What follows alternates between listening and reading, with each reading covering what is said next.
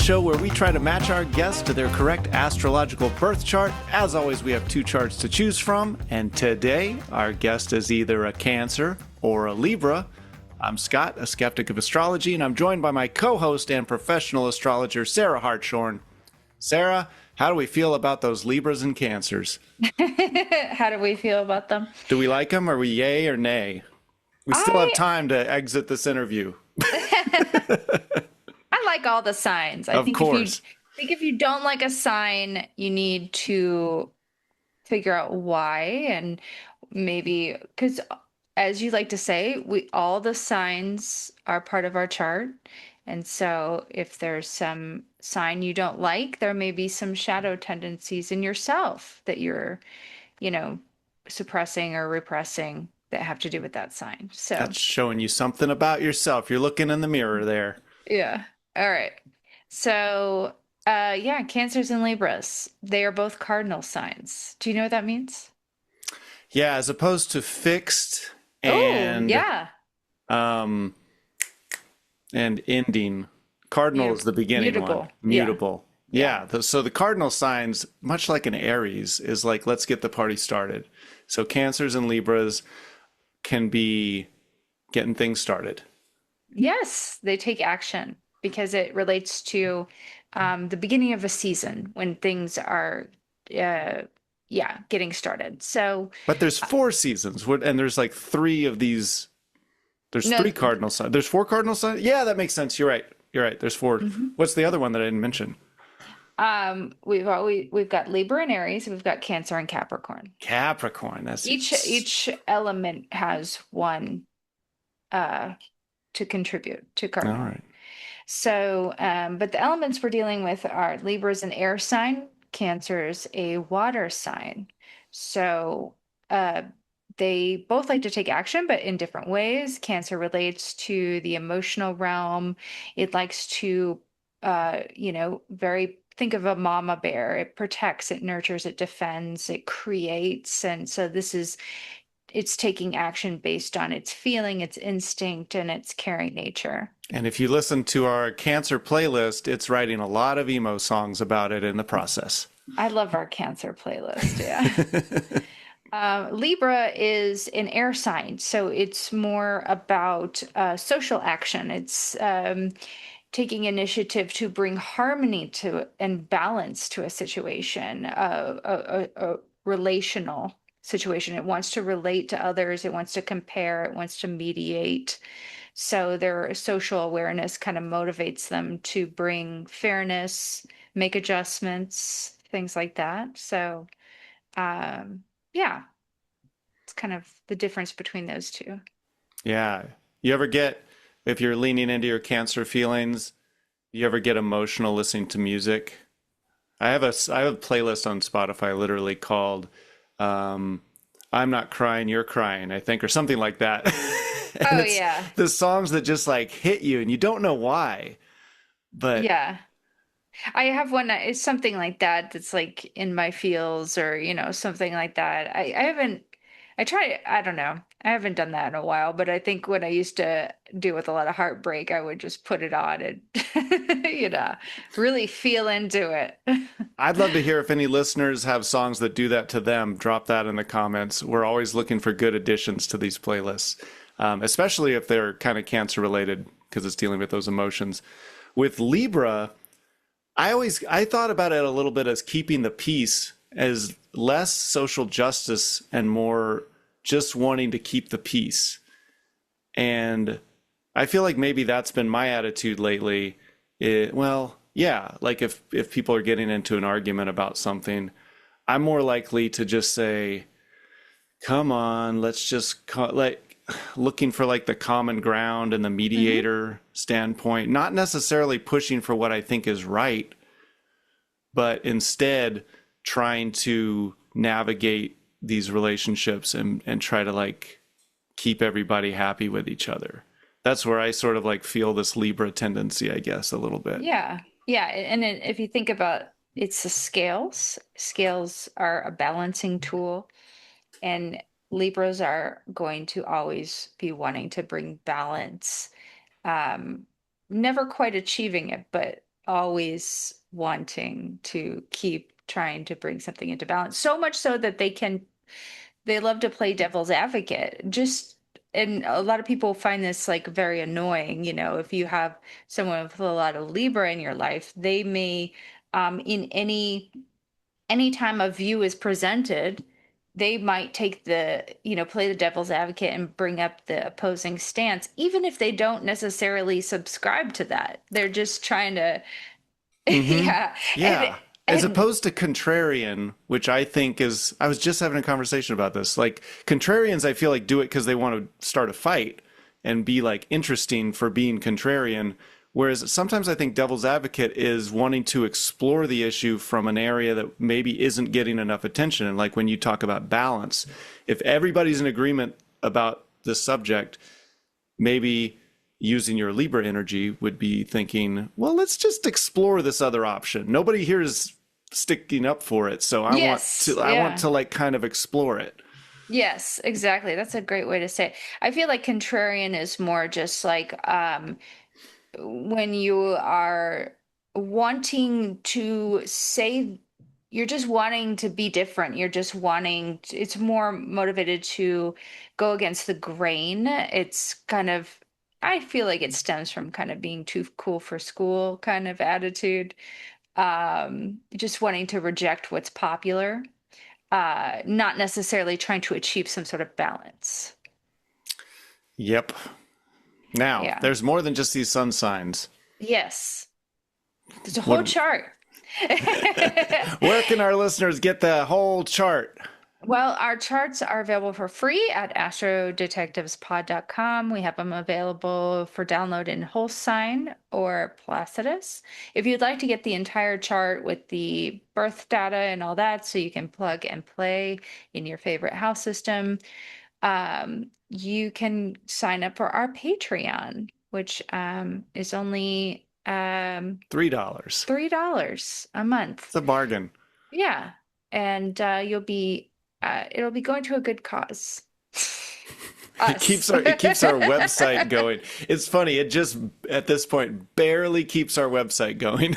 Yeah, exactly. Yeah.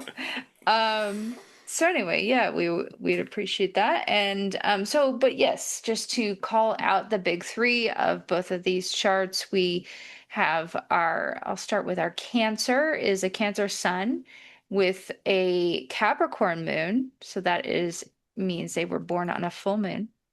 And they are an Aquarius rising with their ruler Saturn in Pisces. And then our Libra is actually a Libra rising. So they have their sun in the first house and they have their moon in Scorpio.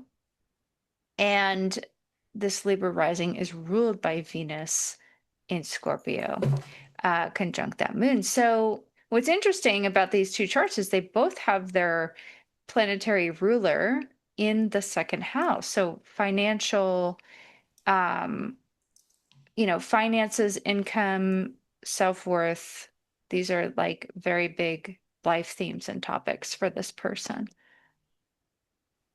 Nice. Mhm. I'm looking Yep. at, I'm following along like a good student. Yeah. So I just like just to give kind of a general sense, like what I'm looking for. Well, we always seem to have like these Scorpio moons. So I am a little curious if this is another Scorpio moon or not, but um, we're dealing with like Scorpio moons notoriously, they have a hard time. They feel their emotions very intensely, but they feel uncomfortable expressing them. So they can be volcanic in that they seem like everything's chill on top, and then they might kind of like erupt one day. Um, a Capricorn moon, and this Capricorn moon is in the 12th house too, which is an area where planets in there tend to not be expressed. They tend to be more repressed. So that's like a Capricorn moon is already kind of a repressed moon energy. This is someone who it's more that they tend to compartmentalize their emotions, like put it in a box. Let's not deal with that right now. I'm focused on this. And So both of these are considered like moons that have that are debilitated. That's just a astrological term, but it just means that this person might have trouble openly expressing their emotions. There may be some tendency to hide it or not deal with it. So we want to steer away from that because if they're the same, we want to look at the things that are going to be different between them. Yeah, and I might try to suss out whether this is someone who has intense emotions, but they have trouble expressing them in a healthy or in a constructive way, or is this someone who tends to box up their emotions, and I'll schedule a date to dive into those later. But let's see, our Libra, a first house sun, to me, those first house suns, no matter the sign, tend to stand out. They kind of have an Aries flavor to them where the sun is kind of the center of the universe. And so when it's in the first house, you're getting a lot of that. So there can be a real self-focus toward that person. And then our what's interesting about our Cancer sun is they were born under a full moon. And what I've noticed about people born under a full moon is they tend to be more objective. They tend to be more interested in scientific topics. This would be a fun test. All of the, every time you say, like, I've noticed blah, blah, blah, people tend to be, I'm like, that's an area where. Yeah. And I actually have gone through the people I know that are born under full moons versus new moons. And you're one of them, Scott. Right. But like to test it, we would need to have you not know the person's moon or full moon or whatever, and then tell us, do you think that they are more analytical? Yeah. And then we reveal the answers because we don't want that coloring your interpretation. But that would be a fun one. We're always looking to like branch off into other areas of testing. Yeah, and it's kind of interesting that that's in that chart because Cancers are known for being very subjective because they are ruled by the moon, but when you put the moon in Capricorn opposite there. So anyway, if this is a Cancer, they may not be your typical Cancer who cries at Hallmark movies or something like that. Not all Cancers do that, but you know what I'm saying. It's not like your textbook Cancer. Hashtag not all cancers. Yeah. It may not be your textbook Cancer because the way that they handle their emotions is going to be different. Yep.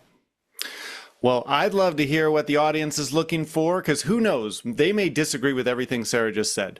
We have different opinions sometimes, and we love to see what is someone else focused on and what are you bringing into the episode? Because this is what Sarah's going to be looking for. Scott's going to be just going with my gut, looking at those suns and just going eeny, meeny, miny. No, I put a little more care into it like that. But make sure you go to the website, get those charts, and then we'll be right back with our guest right after this. Hey listeners, we're not just a podcast that tests astrology, we're an independent detective agency. That means we rely on you to help us keep the show running. Exactly. By joining AstroDetectives on Patreon, you can support our mission to finally prove astrology is real. Or, completely debunk it.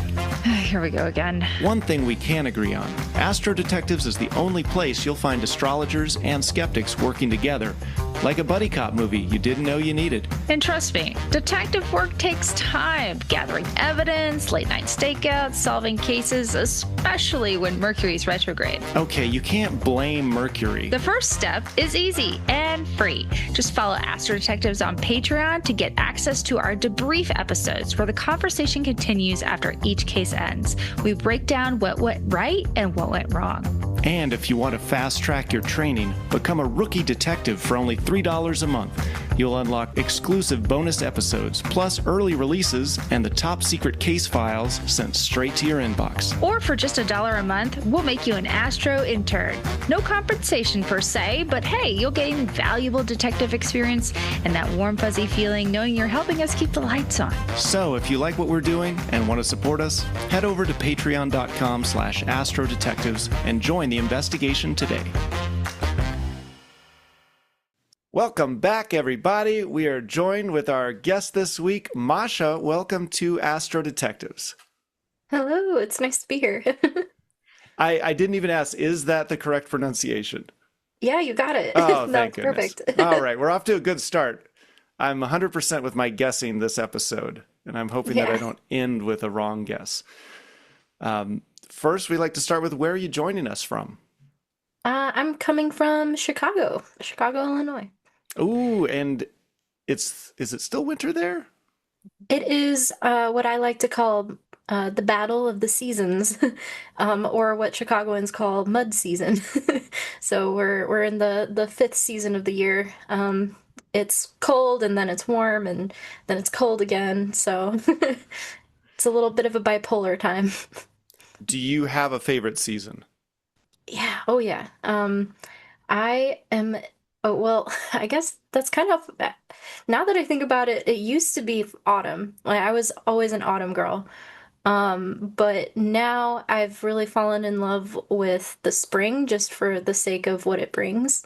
Because I've been really contemplating the process between winter to spring. And I think it's also just part of my studies. Um, because I really love to read about mythology.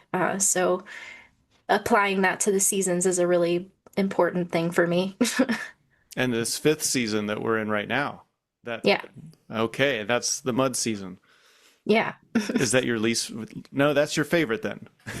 yeah. I All guess right. so. I like my favorite part about spring is it's um all the birds come in. It's a different kind of it's like this re-emerging from the deadness of winter, and you start to see how things slowly come back to life. And it's this redemptive quality. It feels like we made it, we finally made it. And the humidity comes in and like all your mucus loosens up, and it's such a stark contrast. The clouds part, the westerly winds come in and literally part the winter clouds, and the sun is shining, and it's like even a different color of sunset. And that's like it brings sparkles to my eyes, like seeing the new colors of the sunset. Like they're instead of pastels, they're like these really deep sorbet colors. Well, see, this is going to help me appreciate the sunshine here. We get it too much in Southern California, and I need a guest from Chicago to say, have you noticed how great it is to have a sunny day? Yeah. Yeah, Can it's you? like, oh, Oh, I'm sorry. sorry, go ahead. I was going to say, could you talk a little bit about your career and what keeps you busy? What have you been drawn to, maybe with previous jobs too? Sure. Well, I am very service oriented. So I've always been about putting my time into things that are for other people. But I was very much in a space of not really knowing where I wanted to put that time. So I went to college for nursing, but then I changed my major. I changed my major to psychology. So I graduated in psychology, and I also graduated with a pre-med route. And then I went into pharmacy. I went into the pharmaceutical medical publications world. Got really disillusioned by that. Quit. And then got a serving gig, saved up money, and lived in Ecuador for a little bit. So it was a bit of a 180 from like the traditional route, I guess. And now I'm still kind of figuring stuff out.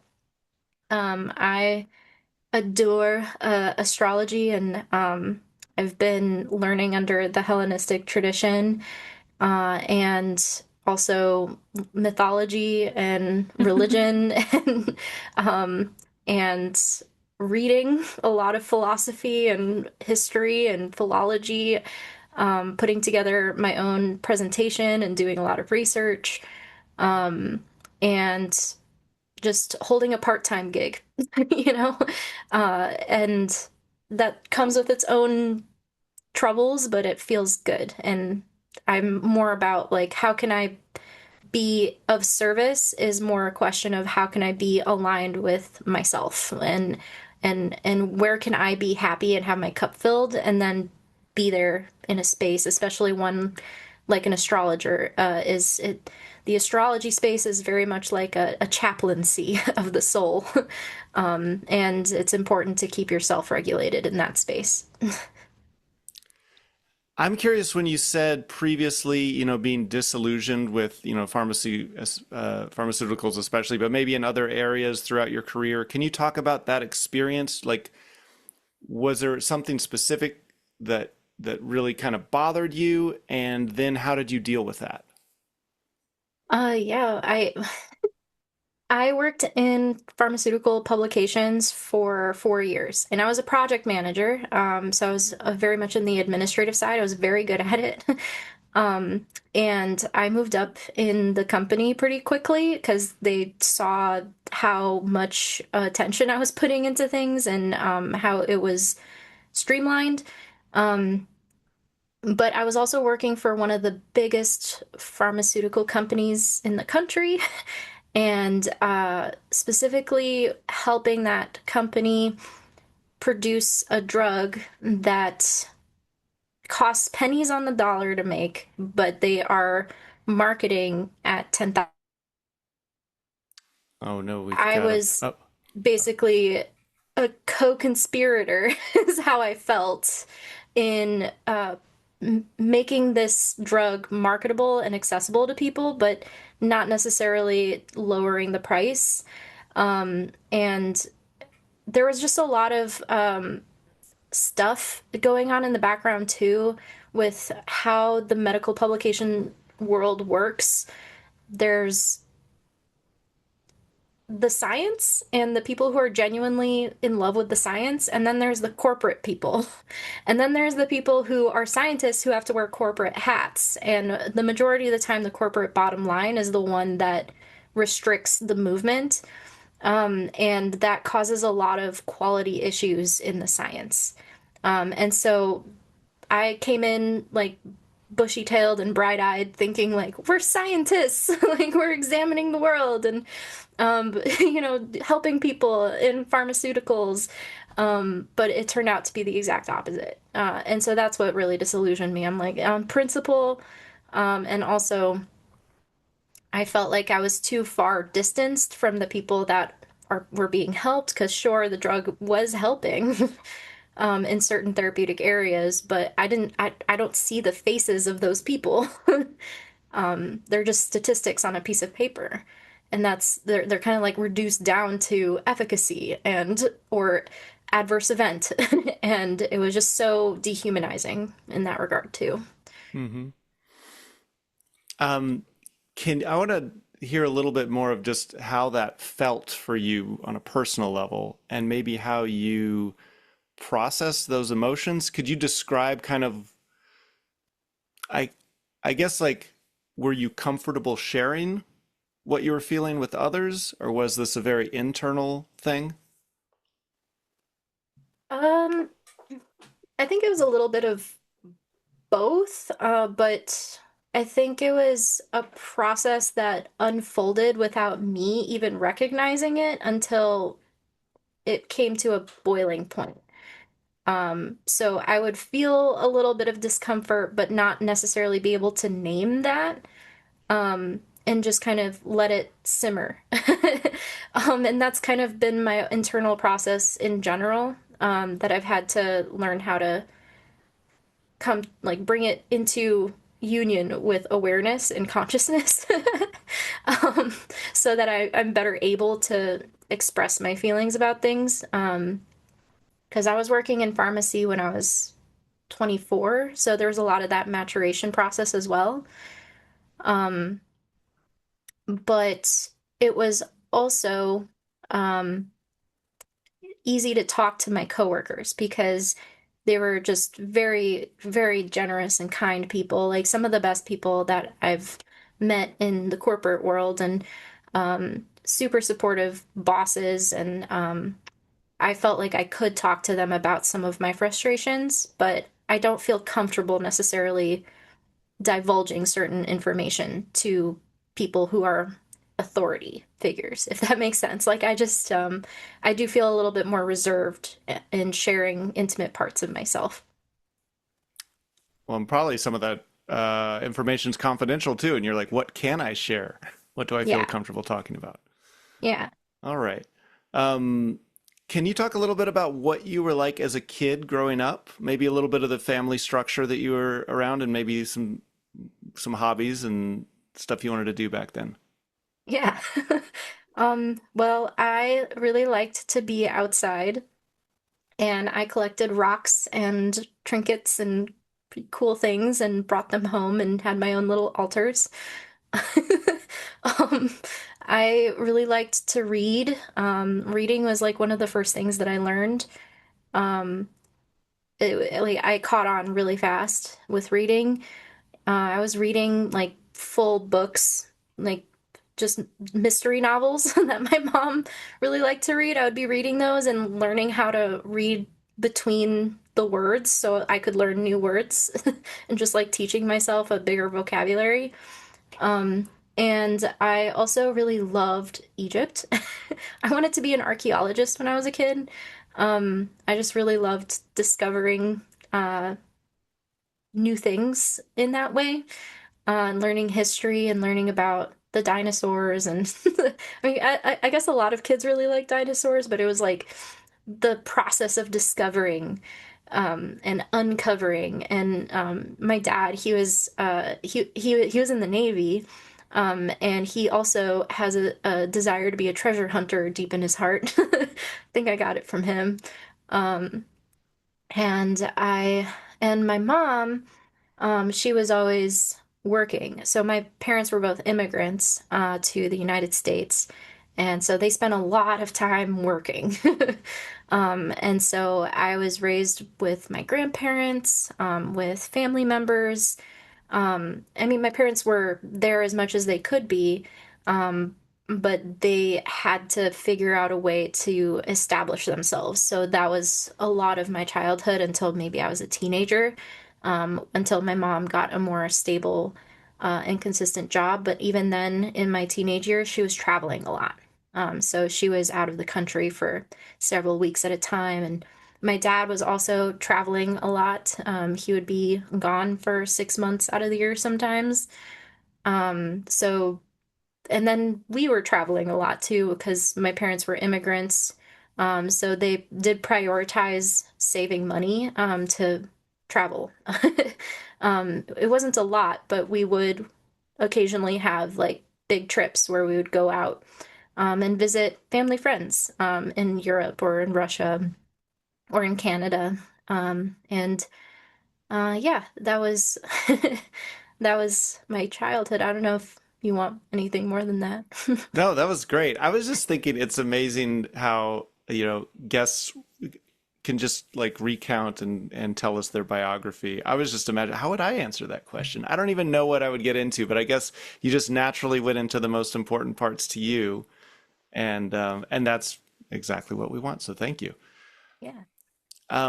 Would you say, let's see, I guess everybody, sometimes you feel like you're a little bit better at certain things and maybe some things come a little bit more difficultly. For me, apparently it's language. If you were to say maybe what some of your strengths are, could you talk about that? Whether it's at work or just even in your personal life too, where you think like, oh, this comes a little easier to me than most people. Yeah. That that's a really hard question. Um, I think I think one of my biggest strengths is active listening. Um, I think I'm really good at taking the time to pay attention and empty myself from the conversation. Um, because I was really bad at it when I was younger. And because I had to learn how to not take things super personally all the time, I took it upon myself to be better at not doing that because it was causing a lot of problems in past relationships. So I was determined to be better for myself in that regard.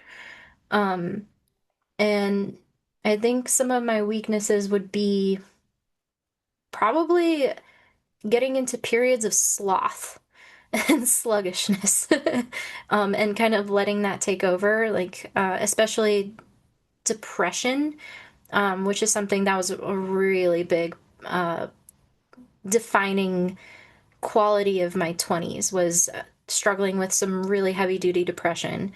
And coming out of that, I noticed myself, even though I'm better, so much better and mentally, and put together and in a much better place, I find myself falling into those routines when I'm not taking care of myself. So having to navigate those periods where maybe there's a need for deeper rest and allowing myself to have that rest without feeling guilty about it. Mm-hmm. And how much of that is visible maybe to friends and family? Would they describe you in a similar way, or how do you think they would describe you? Um, well, um, I know my partner describes me as living very intensely, and going all in on my feelings, because I am a very deeply feeling person. And uh he's right there in the middle of everything, and I'm very open with him about it. Like I share my whole heart with him, and um so he thinks I and he really admires that I'm very intense. And but my mom, she's on the receiving end of some of my teenage sass a lot, which I feel bad about. But family sometimes just brings it out of you, I guess. So probably she would call me moody and reserved because I do tend to sequester myself and I'll take the time to myself alone a lot. I prefer to be alone or to do my own thing most of the time. So she's more of a social butterfly, my mom. She's like a party creature. So she's always wanting to be social, and when I'm not, I'm like So if you're in a group of people, like if you're arriving at a party, what's your first move, or what kind of role do you feel most comfortable in the crowded group at the party? uh probably wallflower and then eventual participant. I like to sit and just listen, and I'll insert myself into circles, but I don't actively participate until I kind of absorb everything and get to know what the atmosphere is like. And then eventually I will start participating. And then usually, if I stay at a party long enough, I end up in a really intense one-on-one conversation with somebody. That's usually what happens.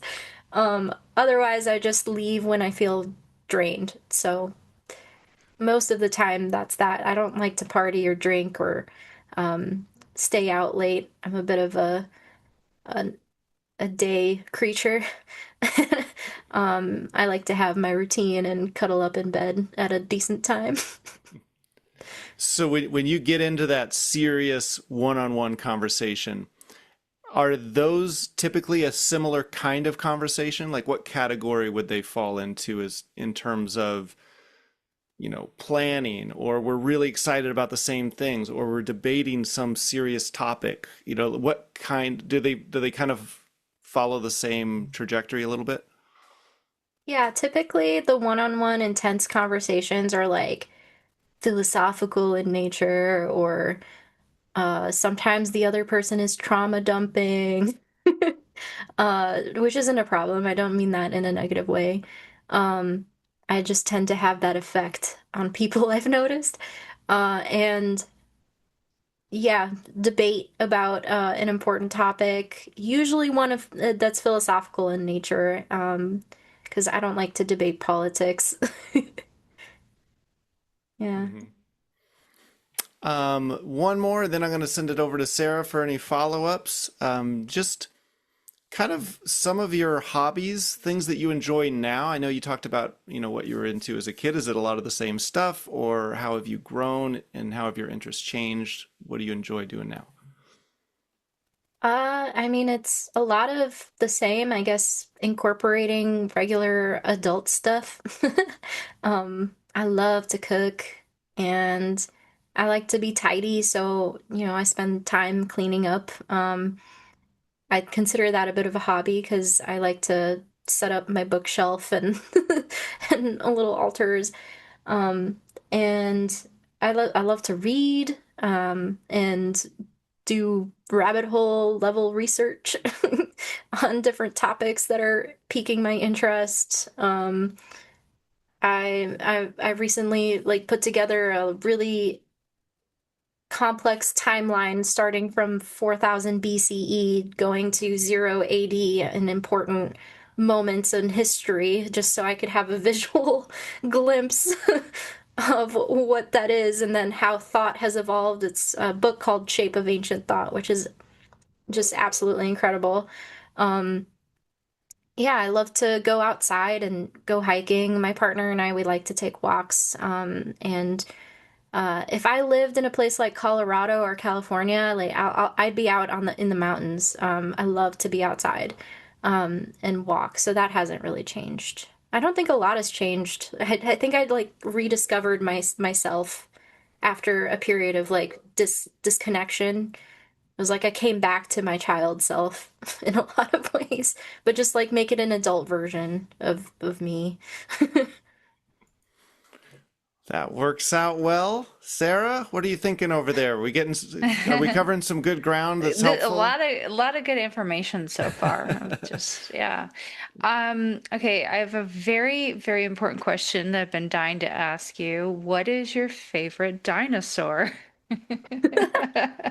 My favorite dinosaur? Oh, God, it's been a really long time since, but I think it would be I think it would be the Brontosaurus. Okay. Any Yeah, reason? I just really liked how long their necks were. Uh, and I also I like how they eat. Like all of the animations when I was a kid is just like how they chew the leaves on the trees. Um it doesn't it's not really that deep about it. Yeah. No, I was kind of just teasing, but Yeah. I like that. That's cool. Yeah. Um, yeah. Oh, Scott, do you have a favorite dinosaur? I guess a pterodactyl to me seems Oh, pretty cool. interesting. I mean, there's something about flight that just if I think favorite dinosaur, I think which dinosaur would I want to be? Mhm. Okay. Yeah. Okay. And I think that would be it. Although a brontosaur is that's pretty chill life, you Yeah. know? You Yeah. just hanging out, eating grass, you can reach whatever you want up in the trees with your long neck. Yeah. There was a dinosaur cartoon movie when we were kids, and they were Oh, brontosauruses. It was like a family. the land before time. Yes, The Land Before Time. Thank you. Yeah. I That love a made it. stegosaurus. I don't know why Ooh, they're just cute. they are Um, cute. yeah. Okay, Are, sorry. All right, are they the moving ones? on. Oh, go ahead. But Yeah. real Welcome to quick, are they Dinosaur they're Talk. the ones with the really long spines, right? With the upright. They've got like the plates, yeah. Yeah, yeah. Yeah, I don't know. They're just cute. Like I love that. Okay, all right. So I'm gonna ask you some random questions. Do you have a sweet tooth? No, not really. Okay, have you ever dressed up for Halloween? And if so, what costumes? Um, it's never really been that important to me. Okay, Yeah. Yeah, my mom dressed me up a lot, but I don't really remember it being as something I looked forward to. okay. Um, let's see. Okay, health issues. Do you have anything that you can share? Anything from a surgery, a car accident, a sprained ankle, an eye issue, anything at all? Yeah, I struggled with PCOS and ovarian cysts, and I had to have an 8 centimeter cyst removed when I was 16. Oh, wow. It was like the most painful experience of my life. Yeah. That sounds awful. Yeah. Okay. Um, anything, can you, PCOS, I know I've heard this, but this is related to what? It's polycystic ovarian syndrome. So it's Oh, cysts this on the is, ovaries, oh, insulin okay. resistance, and um, androgen imbalance. Okay, got it. Thank you. Okay. Have you, let's see, ever any other issues of just abnormalities like maybe uh sinuses or just uh always thirsty, things like that? Um, not not really, but recently, in the past 2 years, I had a really bad sinus infection. And it turned into strep throat, and then it turned into pink eye, and it was all at the same time. And then ever since then, my left ear has been feeling like it's permanently clogged. It's almost like I lost a little bit of hearing, or I need to go. I need to go get it checked out. I just haven't had an opportunity to, but that's in the past few years. Okay, that's interesting because I actually struggled with that a couple times on and off, and it was uh kind of somewhat related to TMJ for me. Like, but Oh. yeah, it's like really annoying where like I went and got a hearing test because I was like, is something wrong with my hearing? But it there was nothing wrong with it. It's just like pressure on the tube or something. So I don't know. Might think about that. But yeah, so okay. I might circle back to this if I have any other questions, but with the health, but um let's see. So Scott was asking you, I think earlier about just you were talking about emotions and that you share a lot of emotion with your partner. How do you tend to handle your emotions? Do you feel them deeply? Do you tend to compartmentalize them? Do you just feel them as they come, or Um, I I feel very, very deeply. Like if, but so it evolved from being very repressed and in deep denial. Uh, and I had to learn how to just let it all bubble up. Otherwise, I would literally blow up. Like I struggled a lot with weight. Oh, I guess that's another health issue. Um, like when I was in my deepest, darkest, I was 195 pounds on a 5'1" frame, which was felt very unhealthy for me. And um, it was because I was containing everything. And literally, I would contain everything and I would blow up. Um, so it's very much associated with my body. And I feel when I feel things, it's like I deflate. So for me, it's like if I feel the balloon of my inner world inflating with whatever emotion it contains, I just let it come out. Reasonably. Like if I'm really angry about something, I'm not going to like break things and scream and yell. I'm going to express my anger healthfully. But I let it happen and I acknowledge it. And I ask it what it is trying to tell me. I write and I meditate. I do yoga. I feel physical release is very necessary in that process too. And yeah, it's either like I need some sort of intensity and like incorporate an intense exercise, or rest and do more of a gentle exercise. So that's kind of like my emotions are very much correspondent with my body. Okay. Okay. Um, all right. So let's see. I'm just trying to scan through my list of questions. Some of these you've already answered just like through talking to Scott. Um, what are your pet peeves? Hmm. Probably injustice, Hmm. and a lack of awareness. And injustice being like more on a societal scale. And anything that happens in the microcosm too, like if somebody is being unfairly treated, um, and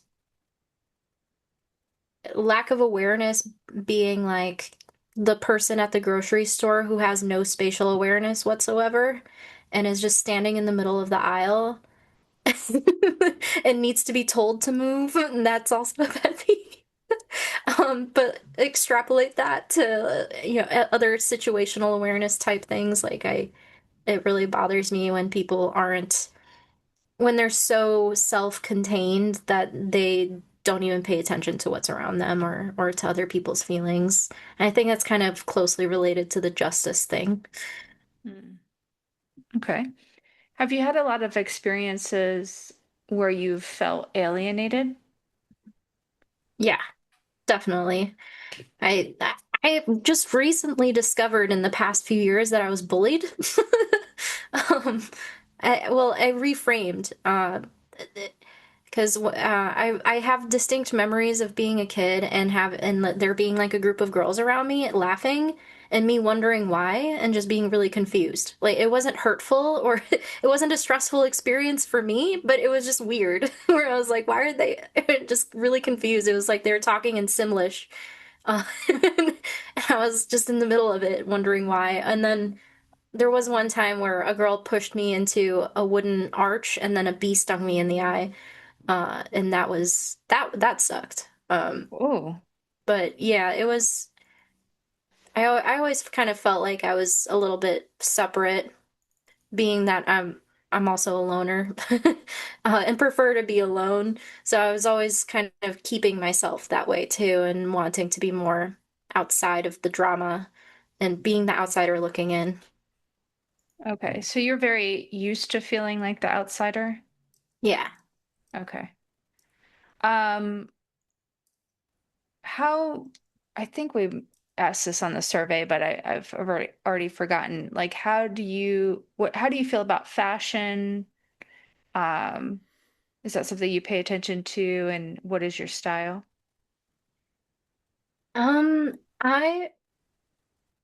I really struggled with my femininity, which I associate with fashion.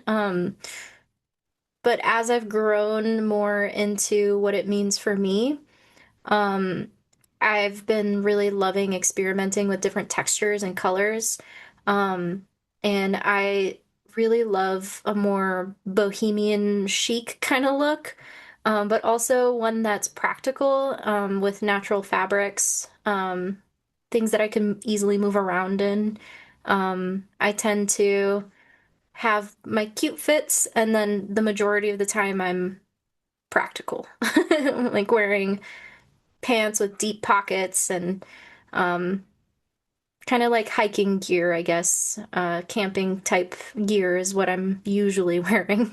Mm, Um, but with natural fabrics and fun colors or fun patterns if I can find them, that sort of thing. okay. I have Uh, minimal jewelry. okay. Uh, Scott, I need like maybe a minute or two to look at my notes. Do you have any questions you can jump in with? um, well, I'm feeling, I don't know, I can always go either way. I can make a case for both charts. Um, You well, I would we just could say, find out more about you said your parents immigrated, or I don't think we covered if you had any siblings or anything. I not blood siblings, but I did have who I considered an older brother, um, who grew up with me. He was much older. He was 7 years older than me. Hmm. And I just distinctly remember him being there throughout my childhood, and he was just always a fixture in my life and occupying that big brother role. Um, and then he passed away, I think 5 years ago now. Yeah. Oh, wow. Sorry to hear that. Um, and I'm sorry, where did you say your parents immigrated from? Russia. Russia. Okay. Okay. Um, and okay. Sorry, Scott, go ahead. I think you Oh, were I going to mean, jump well, in. if you want to look at your notes, I was Yeah. curious, is there anything that we haven't touched on that you feel like is a major component of your life that didn't just kind of come up naturally that we would be remiss to not talk about? Um, I don't know. Obviously, there's a The lot, but like any major things, yeah, that's like an interviewer saying, "So tell me about yourself." Yeah, yeah, right. Well, part of it is we like to see what just naturally comes up from kind of, so tell me about yourself. Like, what do you Okay. feel about yourself? Are there any things or, that just feel like they're right there, but oh, they didn't ask about it. Dang it. Well, mm, maybe I'll tell you about why I went to Ecuador, which has been a very important part of my life too, which is psychedelics.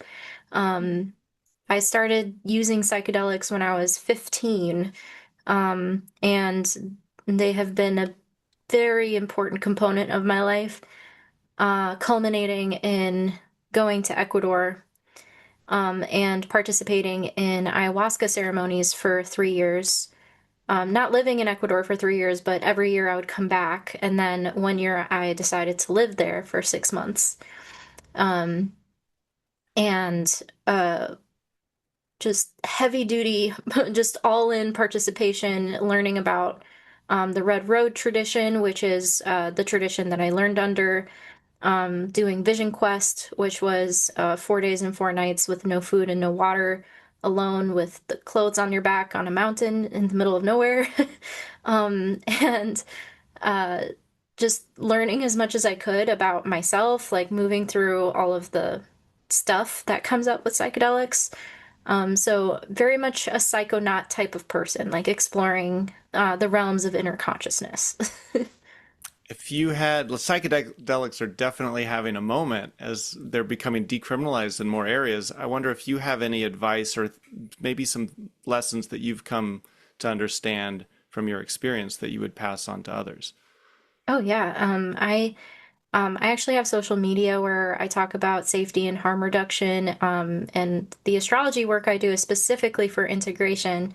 And the time I spent in Ecuador, I helped people prepare their intentions for ceremony with astrology, which was a really, really cool experience. And the biggest takeaway from all of that is to not do it lightly. The reason why ceremony is so important is because it is a container that is constructed for the purpose of having a sacred space. And the importance of sacred space is to be able to fit within it all of the symbolism and archetypes that want to appear, and then release them when they need to be released or imbibe them when they need to be imbibed. And I know that sounds really abstract, but something that a lot of people struggle with integration that I've noticed is how discombobulating it is to go from this beautiful sacred space to the real world. And having a container like that that's seated inside of you, as a, a source of memory and a source of returning into yourself, is part of the process of integrating all of that.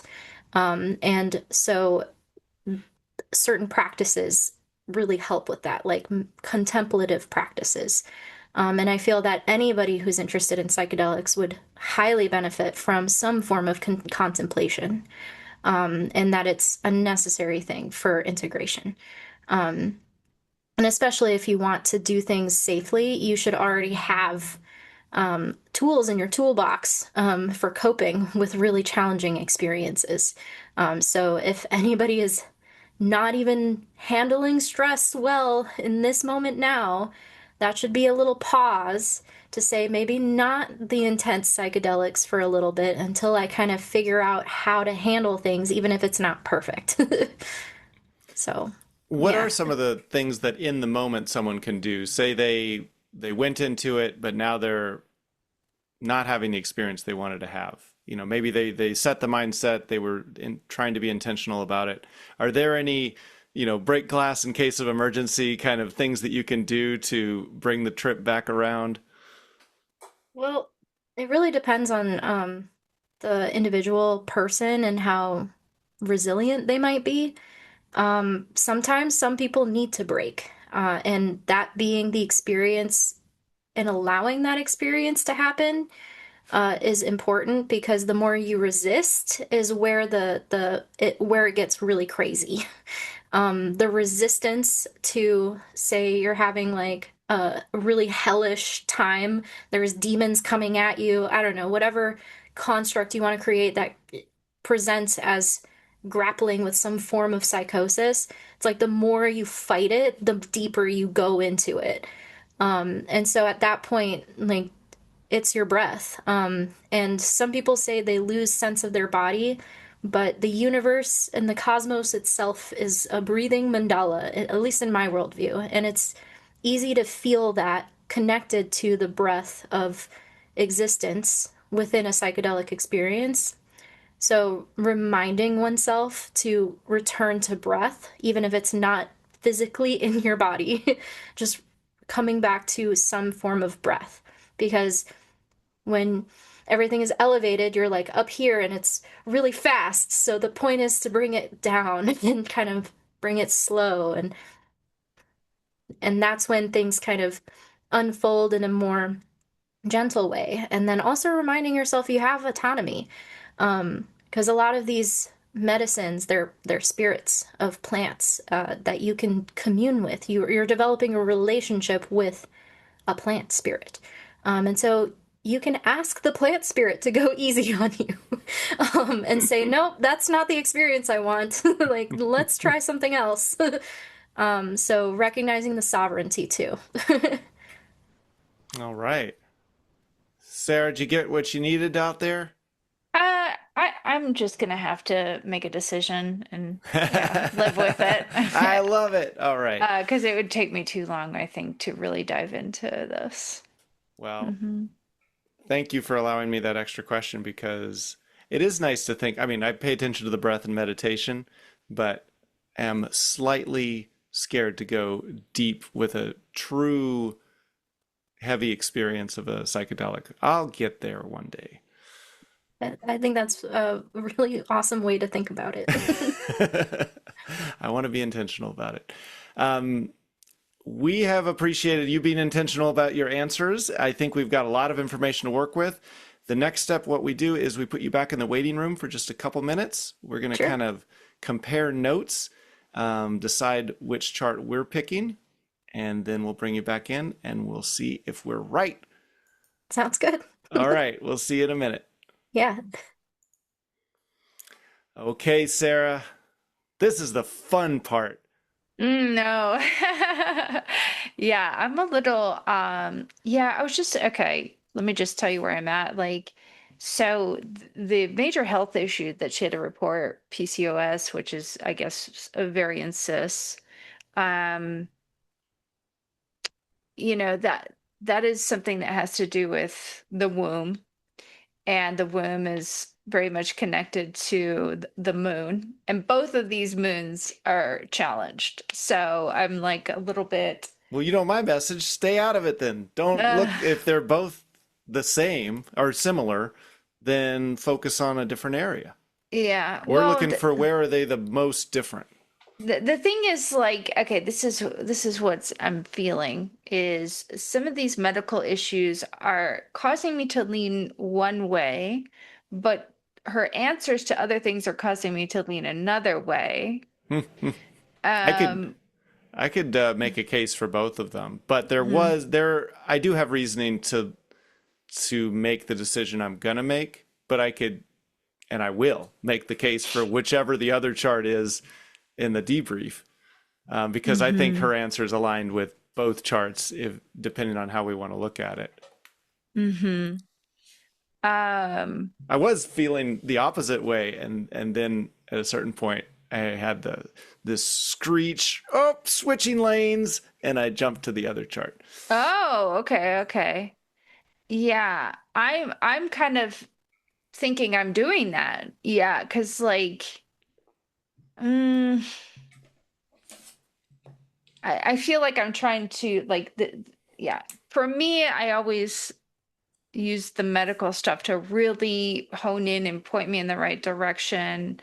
And so some other things she said were insulin resistance. Um, I do like when you use medical astrology, because to me, that's something they're less likely to know about. So if we were trying to minimize the influence of astrological knowledge, I think that's great. Yeah,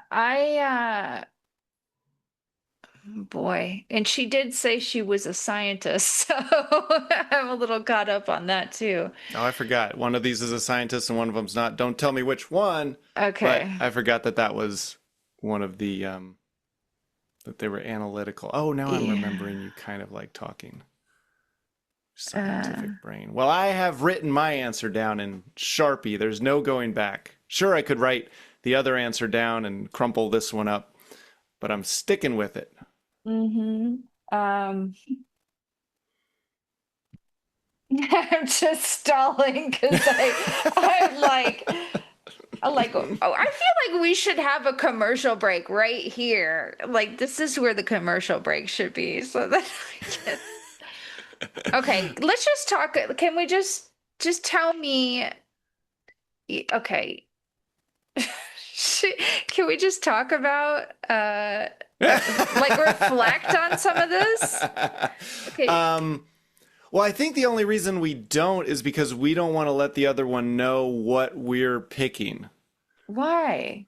Well, because we're competing against each other. I know. But okay, what are the five major things about her? Okay, the stuff where the stuff with the last thing she was talking about, the psychedelics, right? Yes. Do you want? We could take a commercial break here. This is Okay. my thought, and that means you need to text me your answer after we're back in. Why? Well, because we're gonna bring her back in, and we have this like little Oh, okay. I gotcha. in between, and we'll wait. And when you're ready, you're ready. Okay. Yeah. Okay. All right. Okay, everybody. You still don't know what our guesses are. Normally, you do know what our guesses are, but trust us, we will have made decisions before we ask her to tell us her sign. So we hope that you make your decisions too, because we're going to be right back with Masha right after this break. Hey listeners, we're not just a podcast that tests astrology, we're an independent detective agency. That means we rely on you to help us keep the show running. Exactly. By joining AstroDetectives on Patreon, you can support our mission to finally prove astrology is real. Or, completely debunk it.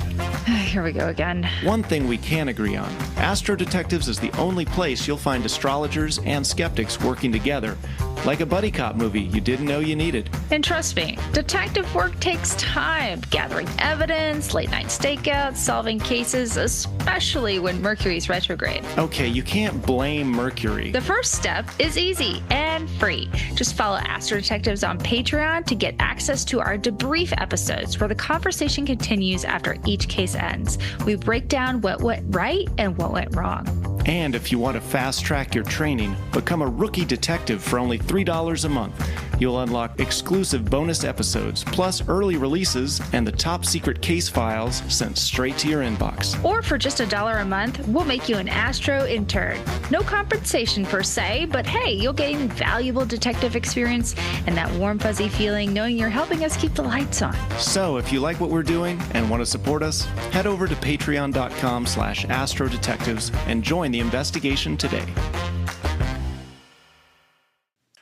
Welcome back, everybody. We are once again joined by Masha, and we have made our choices. Sarah and I are on the same page. We both chose the same chart. Boy, we hope it's right, don't we? Yeah. Sarah's shaking her head, not confident in this one. No, I'm being pulled in two directions, and Oh. I wish I could phone a friend. But yeah, I'm sure Judith Hill is busy right now.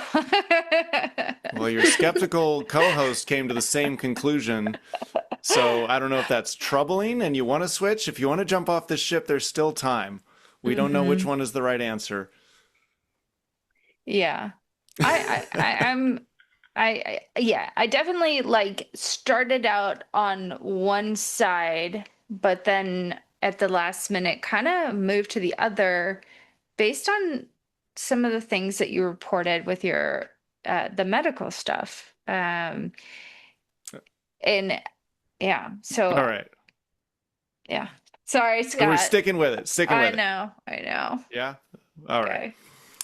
Okay, Masha, you've done your work. Now it's on our shoulders. I'm going to ask you, or we were choosing, I should bring this up and make sure I get this right here. We were choosing between a Cancer and a Libra. Hopefully you're one of those. Okay. Your sun sign is one of those. Yes, it is. Fantastic. We just got to double check these days. So I'm going to ask you the one that we chose. Hopefully you say yeah. Masha, are you a Libra? I'm not. Oh, we got burned. It was, oh my God. The entire time I was convinced you were the Cancer, and just at the last minute. You gotta I trust your changed- instincts. Well, sometimes Oh, well. I go against myself. So anyway, Well, we're going to get into it in the debrief. Masha, if you're able to stick around. Yeah. Oh, perfect. Is there anything that you would like to plug or send our viewers and listeners to, even if it's just a walk outside? What do you think? Well, if they're interested in reading prose about astrology and the seasons, I have a Substack called Dreamcatcher Astrology. So I have been posting a lot. I have a whole series called Feeling into the Tropical Zodiac that I just finished, and other contemplations on different things happening in the sky. So that's what on Substack. And once again, it's called... It's called Dreamcatcher Astrology. And I also offer astrology readings. I don't know if that's appropriate to plug. Oh, yeah. oh yes, please do. Yes. Season 3, we are having astrologer heavy season. So by all cool. means, we're really like getting in with the community. Okay. All right. Yeah, I do offer astrology readings for the intrepid psychonaut who needs some guidance as to what the weather is like in the sky and what to focus in on for ceremony or for in solo psychedelic expeditions. Well, we appreciate you coming on, even though we missed it, and we look forward to talking to you in the debrief. That's it, everyone. Let us know what you thought by commenting on whatever platform you follow us on. Links to our accounts are in the show notes. As always, well, no thanks to Mike, our IT guy this time. His random chartifier thingy tripped us up. But if you like the show and want to support it, you can visit patreon.com/AstroDetectives, where this conversation continues on the free Patreon-only debrief. Don't forget to subscribe on your favorite podcast platform or YouTube so you don't miss the next episode. Rate and review and tell your friends. And until next time, this case is closed.